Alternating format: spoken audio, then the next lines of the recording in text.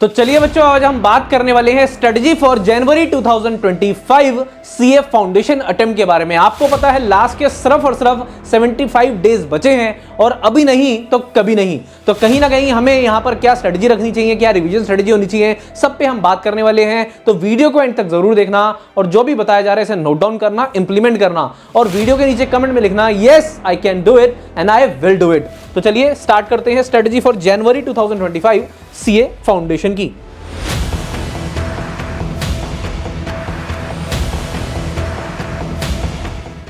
अगर हम बात करें strategy for January 2025 CA foundation की, तो आपको जैसा कि पता है, अभी मैंने बताया कि लास्ट के 2.5 महीने हैं।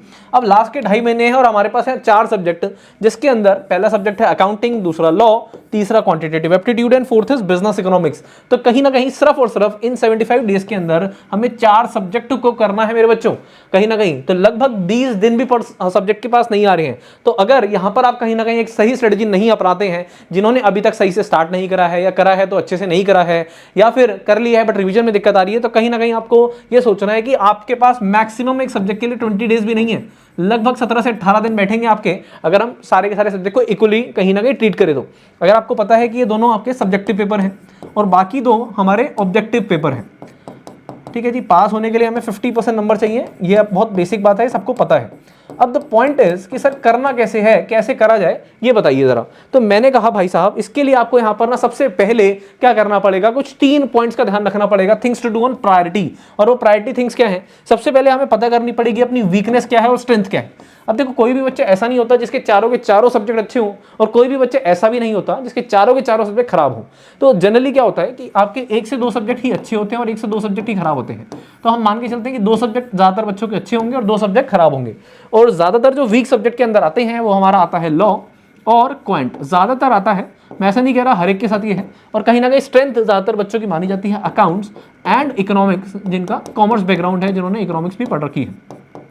तो भाई सबसे पहली बात क्या करनी है आपको, अगर भाई साहब पास होना है तो यहां पर सबसे पहले दिमाग लगाना पड़ेगा कि यार मेरी स्ट्रेंथ है अकाउंट्स और इकोनॉमिक्स। कई बार क्या करता है, हम अपनी वीकनेस पे इतना ज्यादा ध्यान दे देते हैं कि हम अपनी स्ट्रेंथ को भूल जाते हैं। फॉर एग्जांपल, मैंने लॉ को इतना ज्यादा ध्यान दे दिया, इतना ज्यादा ध्यान दे दिया और तब भी उसमें लेट्स सपोज 50 मार्क्स आए, और अकाउंट जो मेरी स्ट्रेंथ थी इतनी अच्छी थी, उसके बाद भी मेरे 55 मार्क्स आए। तो यार ऐसे कोई फायदा थोड़ा ना था। तो इससे अच्छा था कि मैं अपनी स्ट्रेंथ को थोड़ा सा कहीं ना कहीं और ज्यादा पॉलिश करूं, तो ताकि ये नंबर अच्छे आ पाए। तो मैंने कहा जैसे आपकी अकाउंट्स और इकोनॉमिक स्ट्रेंथ है, तो आप यहां पर ट्राई करिए क्या कि आप यहां पर नंबर जो लेके आ पाए वो एटलीस्ट 70 to 80 नंबर लेके आ पाए दोनों के दोनों सब्जेक्ट में। लगभग 70-80 नंबर अकाउंट्स में और 70-80 नंबर इकोनॉमिक्स में। तो इससे कहीं ना कहीं आपको एक एवरेज बनाने में, आपका एक एग्रीगेट बनाने में बहुत ज्यादा मदद मिलेगी।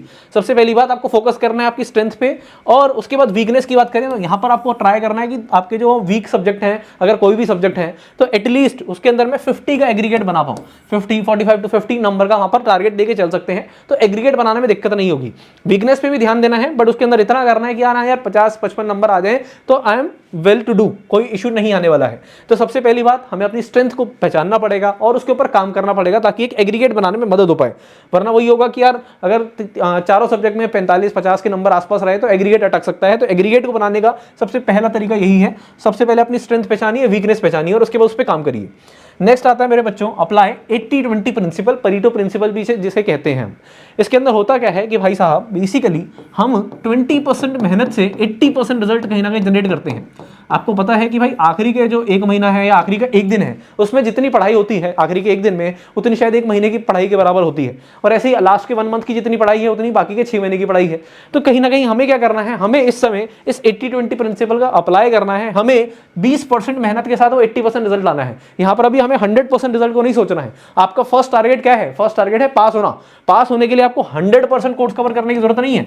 आपको क्या करना पड़ेगा मेरे बच्चों, आपको कहीं ना कहीं 80%, 70 to 80% अगर आप कोर्स अच्छे से कर लेते हैं तो आप अच्छे नंबर से पास नहीं होंगे, आप डिस्टिंक्शन लाएंगे हर एक सब्जेक्ट में। आपके कहीं ना कहीं 70-60 नंबर आ पाएंगे आराम से, अगर आप 80-20 प्रिंसिपल अप्लाई करते हैं। और इसको कैसे अप्लाई करना है ये मैंने आगे आपके लिए इंपॉर्टेंट टॉपिक्स भी लिख दिए हैं। उसके बाद आती है revision and full course test on priority. बच्चे क्या करते हैं कि सर कोर्स कवर करने के चक्कर में कहीं ना कहीं रिवीजन करना ही भूल जाते हैं। अगर रिवीजन नहीं करोगे मेरे बच्चों तो सारी की सारी मेहनत बेकार है। आप ये समझ लीजिए, जैसे आपको हमेशा बोलते हैं हम CPTR स्ट्रेटजी आपको अपनानी है। कंसेप्ट करना है सबसे पहले, उसके बाद प्रैक्टिस करनी है। क्या करना है, प्रैक्टिस करनी है, उसके बाद देना है टेस्ट और उसके बाद रिवीजन। अगर ये चारों की चारों चीजें नहीं होंगी तो मेरे बच्चे, अगर आप सिर्फ कंसेप्ट कर रहे हो तो भाई साहब ऊपर वाला ही आपको बचा सकता है कुछ। प्रैक्टिस की बात कर रहे हैं, कंसेप्ट कर रहे हो, प्रैक्टिस कर रहे हो, पर टेस्ट और रिवीजन नहीं दे रहे हो तो आपको कहीं ना कहीं पता नहीं लगेगा। तो सीधी सीधी बात है, आपको ये चारों की चारों चीजें करनी है, जिसके अंदर रिवीजन और टेस्ट बहुत ज्यादा जरूरी है। पेपर में जाने से पहले आप ट्राई करिए कि हर एक सब्जेक्ट में minimum 4 to 5 mock test paper आप देके जाएं। अब मैंने कहा कि सर इंपॉर्टेंट टॉपिक बता दो और रिवीजन स्ट्रेटजी भी बता दो, ठीक है जी। इसके अलावा अगर आपको लग रहा है कि सर मेरे को ना रिवीजन में दिक्कत आ रही है या मेरा कोर्स नहीं हुआ है, तो उसके लिए मैं बता दूं, आपके कॉन्फिडेंस को बढ़ाने के लिए कॉन्फिडेंस कोर्स आ रहा है। जी हाँ, इंडियाज मोस्ट अवेटेड कोर्स आपके लिए आ रहा है। कब? हमारा most awaited course confidence course आ रहा है सर 5 नवंबर को। तो अगर आपको लग रहा है कि सर मेरा कोर्स नहीं हुआ है, मेरे को जरूरत है, तो आपको पता है ग्रूमिंग एजुकेशन एकेडमी का कॉन्फिडेंस कोर्स आपके लिए आ रहा है 5 नवंबर को, जहां पर हम क्या करने वाले हैं, इस परीटो प्रिंसिपल को अप्लाई करके आपको कम समय के अंदर वो पास कराने की मेहनत, वो पास कैसे करना है, क्या करना है, वो सारी की सारी चीजें इस कॉन्फिडेंस कोर्स में कराने वाले हैं। फॉर मोर इन्फॉर्मेशन, इसके लिए अगर इन्फॉर्मेशन चाहते हैं तो आप 88880402 पे भी कॉन्टैक्ट कर सकते हैं, व्हाट्सअप मैसेज कर सकते हैं, कॉल कर सकते हैं। अब मैंने कहा सर 80-20 प्रिंसिपल के लिए, मैंने कहा भाई साहब सबसे पहले आपको क्या करना है, इंपॉर्टेंट टॉपिक्स को फाइंड आउट कर लेना है। इंपॉर्टेंट टॉपिक्स को फाइंड आउट कर लेना, जैसे कि मैं आप बात करूं अगर अकाउंटिंग की, तो अकाउंटिंग के अंदर आप सबसे पहले करिए मॉड्यूल 1, क्योंकि मॉड्यूल 1 जो है वो 45 to 50 मार्क्स की वेटेज रखती है और बहुत ही बेसिक चैप्टर है। अगर आपने कहीं ना कहीं 11-12 में अपनी अकाउंट्स पढ़ी है तो ये मॉड्यूल 1 के सारे चैप्टर लगभग आपके यहाँ से कवर हो जाएंगे और 40 से आपके 45 to 50 मार्क्स की यहाँ पर इसकी वेटेज है। इसके बाद करिए थ्योरी प्लस ट्रू फॉल्स, जो 20 मार्क्स की वेटेज है, ठीक है जी। तो कहीं ना कहीं आप देखिए आपके 60-65 मार्क्स इन दोनों चीज़ों को मिला के आराम से आप कवर कर पाएंगे। उसके बाद आपके पास टाइम है तो आप अपना एनपीओ देख सकते हैं, अकाउंट फ्रॉम इनकम्प्लीट रिकॉर्ड देख सकते हैं, कंपनी अकाउंट देख सकते हैं, जो भी कर सकते हैं, बट पहले इसको करिए। और जो बच्चे रिवीजन की बात कर रहे हैं तो रिवीजन के अंदर भी आपको फर्स्ट इसको प्रायोरिटी देनी है। देखो जो चीज़ें इंपॉर्टेंट है ना उसको रेगुलर बेसिस पे प्रैक्टिस करेंगे, रिवीजन करेंगे तो कोई दिक्कत कोई परेशानी नहीं आने वाली है। बात करें अगर लॉ की, तो लॉ के अंदर जो सबसे ज्यादा बच्चों को दिक्कत रहती है, क्या दिक्कत रहती है कि सर इंडियन कॉन्ट्रैक्ट एक्ट में बहुत ज्यादा टाइम लग जाता है। तो आपको फोकस करना है sales of goods act, partnership act, LLP, company negotiable instrument act. और देखो लॉ के अंदर ना इस अब पेपर बहुत नए तरीके से बनने लगा है, डिफरेंट टाइप के क्वेश्चंस आने लगे हैं। सबसे पहले उसके लिए जरूरी है कि आप क्वेश्चन की अंडरस्टैंडिंग डेवलप कर पाए, जिसके लिए जरूरी है कंसेप्ट। अब सर ये कंसेप्ट कैसे होगा, तो कंसेप्ट के लिए आपने लेक्चर्स देखे होंगे, ठीक है जी। बट कंसेप्ट को अगर सही तरीके से आपके दिमाग में बिठाना है तो उसके लिए बहुत ज्यादा जरूरी है रिवीजन। और रिवीजन के लिए आप परफेक्ट रिवीजन बुक को रेफर कर सकते हैं, जिसके अंदर आपको पता है बहुत ही कंसाइज मैनर के अंदर आपकी सारी की सारी चीज़ें आपकी प्रोवाइड करी गई हैं, जिसके अंदर आपको मोस्ट इंपॉर्टेंट क्वेश्चन भी मिल जाते हैं। तो परफेक्ट रिवीजन बुक से आप अपनी रिवीजन कर सकते हैं। ये बात सिर्फ लॉ की नहीं है, अकाउंट्स के अंदर भी अगर आपको रिवीजन में दिक्कत आ रही है तो परफेक्ट रिवीजन बुक आपके लिए कहीं ना कहीं पेनेसियस साबित हो सकती है, जिसके अंदर आपको सारे चैप्टर के कंसाइज नोट्स मिलते हैं, मोस्ट इंपॉर्टेंट क्वेश्चंस मिलते हैं। उस चैप्टर के 3 से 4 क्वेश्चन हर एक चैप्टर में बता दिए गए कि भाई ये क्वेश्चन कर लो, आपका पूरा का पूरा चैप्टर रिवाइज हो जाएगा। परफेक्ट रिवीजन बुक आपको पता है इंडियाज बेस्ट सेलिंग बुक है इन सीए कोर्स की, अगर मैं बात करूँ तो लॉ के लिए मैंने आपको बताया ये वाले एक्ट करिए और इन एक्ट को रेगुलर बेसिस पे रिवाइज करिए। अगर रिवीजन की बात करें, अगर आपका ज्यादा नहीं हुआ है तो सिर्फ यही करिए अभी के लिए। फर्स्ट प्रायोरिटी आपका ये जो लिखा हुआ है ना मैंने यहाँ पर बोर्ड पे, यही होनी चाहिए। बात करें क्वांटिटेटिव एप्टीट्यूड, सर बच्चों की कहीं ना कहीं दुखती नफ्स कि सर फोबिया है इसका, तो भाई मैथ्स का फोबिया है ना, पहले स्टैट्स कर लो, स्टैट्स के अंदर मेजर ऑफ सेंट्रल टेंडेंसी कर लो, डिस्पर्शन कर लो, कोरिलेशन रेगुलेशन कर लो एंड इंडेक्स नंबर कर लो। तो ये वाले चैप्टर्स कर लो। इसके अंदर भी आपको सिर्फ और सिर्फ सेट ए और सेट बी करना है आईसीए मॉड्यूल का, और अपने परफेक्ट रिवीजन से आप इसके सारे के सारे चीज़ों अपने सारे नोट्स सारे फॉर्मुलाज को रिवाइज कर सकते हैं और उसके अंदर भी आपके इसके इंपॉर्टेंट क्वेश्चन मिल जाएंगे। बात करें एलआर की, तो एलआर पूरा का पूरा करना है, 20 नंबर इसकी वेटेज है, 20 मार्क्स और फ्री के नंबर है, 4 छोटे छोटे चैप्टर हैं। मैथ्स के अंदर ज्यादा कुछ नहीं करना, सबसे पहले ratio proportion dices logarithm and mathematics of finance, जिसको हम टाइम वैल्यू ऑफ मनी भी बोलते हैं, ये आपने कर लिया तो 55 to 60 मार्क्स का आपके यहाँ पर पेपर बन जाता है इन्हीं आपके चैप्टर्स से। तो इतना हो गया तो आपको लगेगा हाँ यार मैं पास तो हो ही जाऊंगा, तो कोई दिक्कत नहीं आने वाली है।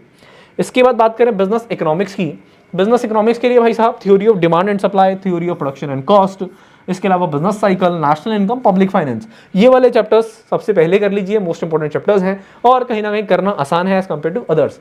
ठीक है जी, इंपॉर्टेंट चैप्टर्स है। तो मैंने आपको बताया हर एक सब्जेक्ट में क्या करना है, कौन कौन सी चीजें इंपॉर्टेंट है।